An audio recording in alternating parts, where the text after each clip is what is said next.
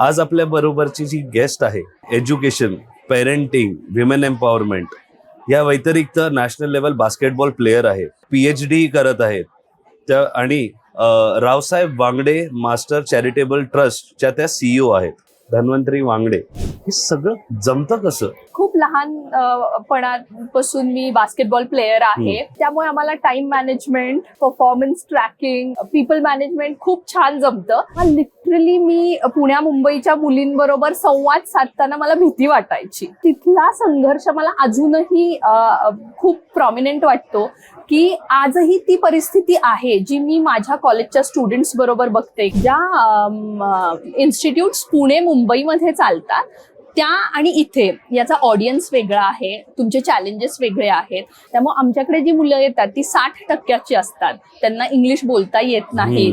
मग त्यांना ग्रूम करून त्यांना त्या इंटरव्ह्यूला उभं करणं इज अ बिग म्हणजे प्रोसेस फॉर अस. मग मला असं जाणवलं की आपण त्यांच्यासाठी थोडंफार एंटरप्रेनरशिप किंवा स्टार्टअप्स रिलेटेड काही करू शकतो का.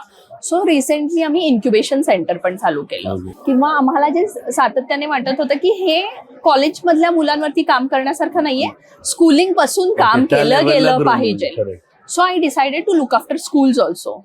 सो मी खूप अभ्यास केला की पॅटर्न्स कसे आहेत, SSC काय आहे, CBSE काय आहे, ICSE काय आहे. There are few open learning patterns also like Waldorf system आहे, मॉन्टेसरी आहे.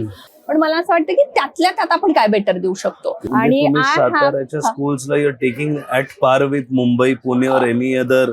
प्रयत्न तरी चालू आहेत. येस. तो माझं PhDच्या टायटल मध्ये we are doing playground to parenting. म्हणजे मला ते एक जाणवलं की मुलं साहित्यापासून खूप लांब गेलेली आहेत. त्याच्यासाठी मी हे PhDची सुरुवात केली आहे की maybe I can collect few people किंवा कम्युनिटी बिल्टअप करता येईल आणि त्यातून पुढे काय करता येईल ते नक्कीच म्हणजे इन्क्युबेशन सेंटरच्या अंडर जे काही आम्हाला करता येईल ते आम्ही करायचा प्रयत्न करणार आहोत. आता एंटरप्रेन्योर आणि इन्क्युबेशन सेंटर आहे, तर काही असे आहेत examples on top of your mind जे तुम्ही सांगू शकता? So there is one competition called tiffin, जी की जॉन डिअरची मोठी कॉम्पिटिशन असते नॅशनल लेवलची. त्या कॉम्पिटिशन मध्ये last 2 years we are been the winners. गेले काही दिवस आम्ही ज्या ज्या व्यवसायांचे साताऱ्याचे पॉडकास्ट घेतलेत, संवाद साधलाय, एक गोष्ट सातत्याने दिसतीये ती आहे रायझिंग सातारा.